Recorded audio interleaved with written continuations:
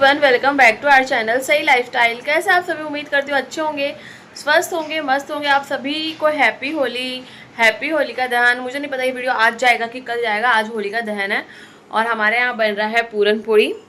तो मैं आप सबको बता दूँ, पूरन पोड़ी जो ये महाराष्ट्र की आन बान शान है। महाराष्ट्र के हर फेस्टिवल पे पूरन पोड़ी अगर ना बने तो उस फेस्टिवल का कोई मतलब ही नहीं होता है। तो देखिए पूरन पोड़ी कैसे बनाने हैं, यहाँ पे मैं आपको बता देती हूँ अंदाजे से। जैसे कि आप सबका कहना था कि दीदी आप बताइएगा कि पूरन पोड़ी की रेसिपी। तो यहाँ पे मैंने देख सकते हो आप, एक बड़ी सी ग्लास है और उस ग्लास को भर के मैंने चने की दाल जो है वो ले ली है यहाँ पे। ठीक है, चने की दाल जो है वो ले ली है। अब इसको हम अच्छे से वॉश करेंगे और वॉश करने के बाद इसको हम कुकर में लगाएंगे। तो दोस्तों ये देखिए मैंने कुकर में दाल डाल दी है और साथ ही साथ उसमें जितना हमने 1 गिलास दाल लिया था तो 3 गिलास पानी डालेंगे, क्योंकि दाल पकने में थोड़ा टाइम लगता है। और उसी के साथ साथ में दाल को जो है ना, थोड़ा चने की दाल को अच्छे से वॉश कर लेना चाहिए। फिर इसमें मैं थोड़ा सा हल्दी डाल रही हूँ और उसी के साथ साथ, मतलब हल्दी किस लिए डालना रहता है, हल्दी जो है ना दाल में जो पीलापन आ जाता है, पूरन पोड़ी जैसे पीले कलर की दिखाई देती है तो पीले रंग का दिखता है तो अच्छा लगता है। और उसमें हम डालेंगे थोड़ा सा नमक, हल्का सा, क्योंकि बाद में जब पूरन पोड़ी में हम गुड़ डालेंगे तो बहुत ही मीठी ना हो जाए, उसके लिए थोड़ा सा उसमें नमक जैसा रहना चाहिए। और उसके बाद थोड़ा सा तेल इसलिए कि दाल जो है वो आसानी से पक जाए। तो अब मैं कुकर लगा के उसकी सीटी निकालूंगी। तो फिर जो मेरे पास टाइम बचा हुआ है उसमें मैं अब क्या कर रही हूँ कि सोच रही हूँ कि मैं मसाला भूज लेती हूँ। तो ये लो दोस्तों, मैं मसाला भूजने के लिए यहाँ पे मैंने गैस चालू कर दिया और इससे हम आमटी का मसाला बनाएंगे। तो उसके लिए जो सूखा नारियल का वाटी होता है ना, उसको इस तरह से गैस पे भूज लेना चाहिए अच्छी तरह से, चारों बाजू से, जो पूरी अच्छी तरह से पक जाए नारियल। बहुत ज़्यादा भी इसको काला नहीं करना, नहीं तो फिर क्या मसाला है ना अच्छा नहीं लगता है खाने में, मतलब थोड़ा उसमें कड़ूपना जैसा लगता है। बट ऐसे आप यूज़ करेंगे ना हल्का सा गर्म करके, उसके बाद मसाला बनाएंगे ना इसका, तो बहुत मतलब बहुत ज़्यादा अच्छे से बनता है। तो अब इसको ना भूनने के बाद में मैं यहाँ पे ठंडा होने के लिए रख दूँगी। आपको भी इसको ठंडा, ये नहीं कि तुरंत भूनने के बाद इसको मिक्सर में ही लगा देंगे, बिल्कुल भी नहीं। आपको नारियल को जो है ठंडा करना पड़ेगा, ठंडा करने के लिए रखना चाहिए। और देखिए इसी तरह से बिल्कुल भूनना है आपको, बिल्कुल मतलब इसमें कुछ भी ऊपर नीचे नहीं। जैसे कि देखा आपने, मैंने यहाँ पे कुकर लगा दिया हुआ है और साथ ही साथ आमटी का मसाला भी तैयार करना है। तो आमटी के लिए मैंने जो मसाला तैयार करते हैं उसके लिए नारियल अच्छे से भूज लिया है। इसी प्रकार से नारियल भूजना चाहिए, ज़्यादा उसको जलाना नहीं चाहिए।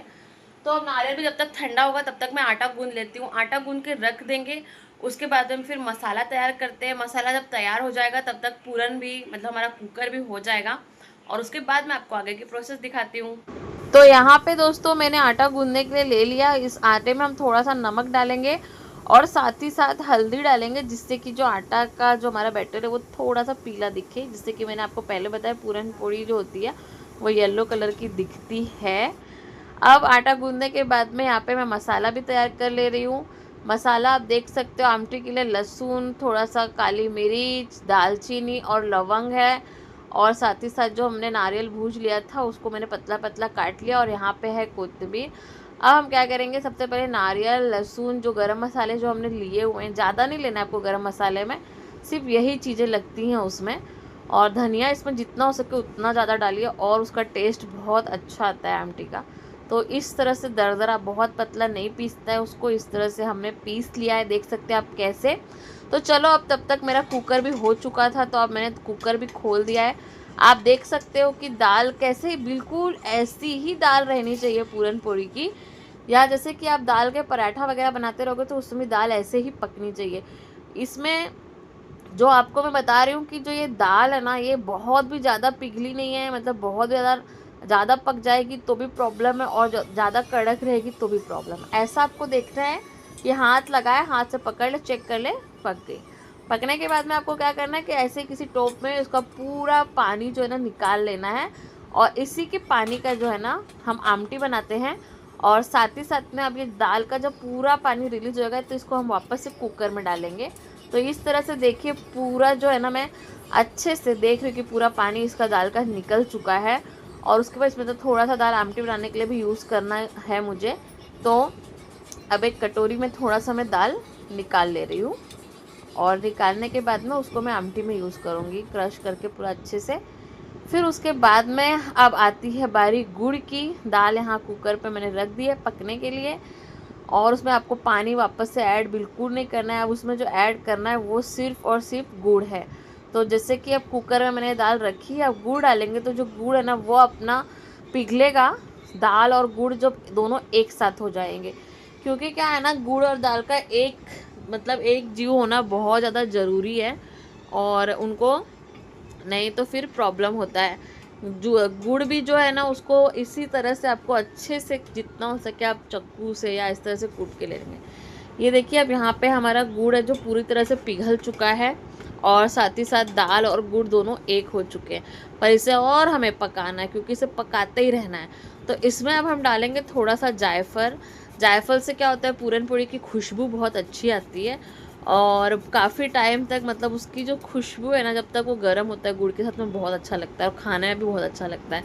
और यहाँ पे मैं डाल रही हूँ थोड़ा सा इलायची पाउडर। इलायची पाउडर से भी पूरन का जो सारन होता है ना उसकी खुशबू बहुत अच्छी बनती है। अब आपको दिखाई दे रहा होगा कैसे गुड़ और दाल एक दूसरे में मिक्स हो गए, और जो जितना मतलब गुड़ ने अपना पानी छोड़ा था ये पूरा सूखा हो चुका है। अब मैं यहाँ पे इस तरह से जो है जाली के ऊपर जो हमने बनाया हुआ बैटर है उसको इस तरह से घिसेंगे। अब आप लोग पूछोगे कि ऐसा घिसना बहुत ज़्यादा ज़रूरी है, तो यस, क्या होता है ना कि अगर समझिए उसमें जो थोड़ा बहुत दाल जो पकी ना हो, थोड़ी बहुत उसमें कड़क कड़क हो, तो वो बाद में ना पूरन पूरी में खाने में लगती है। तो इस तरह से जब हम उसको पूरा घिसेंगे ना तो वो उसका पूरा जाली से उसका छान के एक प्रकार का निकल के आता है, ऐसे बोल सकते हैं। तो ये देखिए यहाँ पे हमारा पूरन पूरी अच्छी तरह से तैयार हो चुका है दोस्तों। तो जब तक पूरन तैयार हो चुका है तो यहाँ पे मैं आमटी डाल दूँगी, और उसके बाद पूरन पूरी करने के लिए सोचूंगी, मतलब बनाऊँगी। तो यहाँ पे अब आमटी बनाने के लिए हमने लिया है तेल, और इसमें जो सबसे ज़्यादा इम्पॉर्टेंट होता है वो होता है कड़ी पत्ते का तड़का। अब सिर्फ तेल में कड़ी पत्ते का आप डालोगे तो बहुत तेज छन छन छन छन करने वाला है। तो मैं थोड़ा दूर भी भाग गई थी डर के मारे कहीं जल विल ना जाऊँ, क्योंकि एक दो बार जल चुकी हूँ। और उसके बाद वापस से थोड़ा सा कड़ी पत्ता डाला। कड़ी पत्ते से आमटी की जो टेस्ट होती है ना वो काफ़ी अच्छी आती है। मतलब कि जब आप खाओगे ना बना के तो आप बोलोगे कि यार क्या बात है।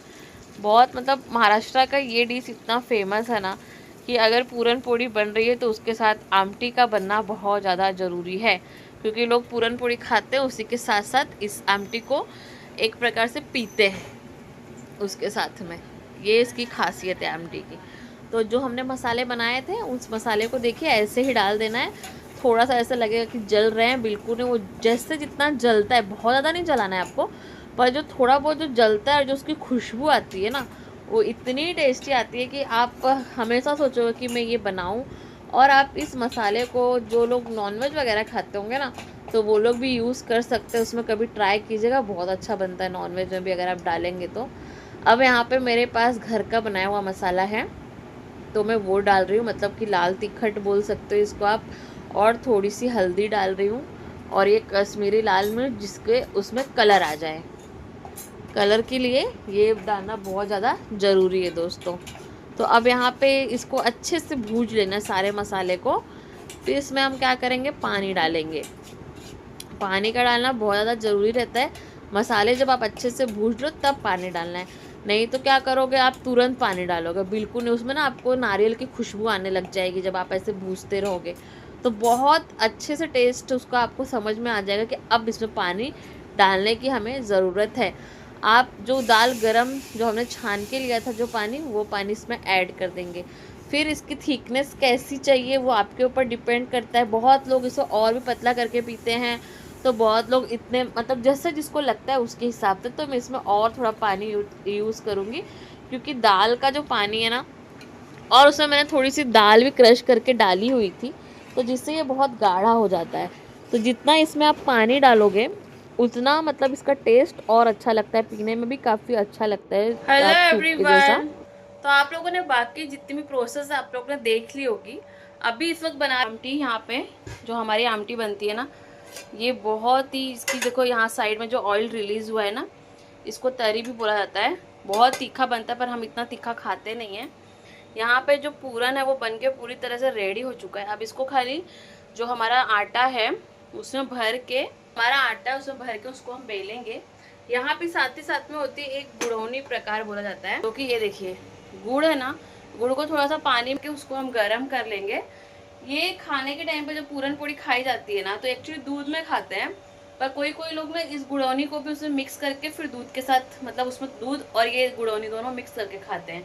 तो सबका अपना अपना टेस्ट होता है। तो हम दो जन इसमें बहुत थोड़ा कर जरूरत नहीं लगती, पर ये क्या होता है जो भगवान का प्रसाद दिखाना होता है ना नैवेद्य में, उसमें दिखाना बहुत ज़्यादा जरूरी होता है ये सब सारी चीज़ें। तो इसके लिए मैं यहाँ पे ये बना रही हूँ।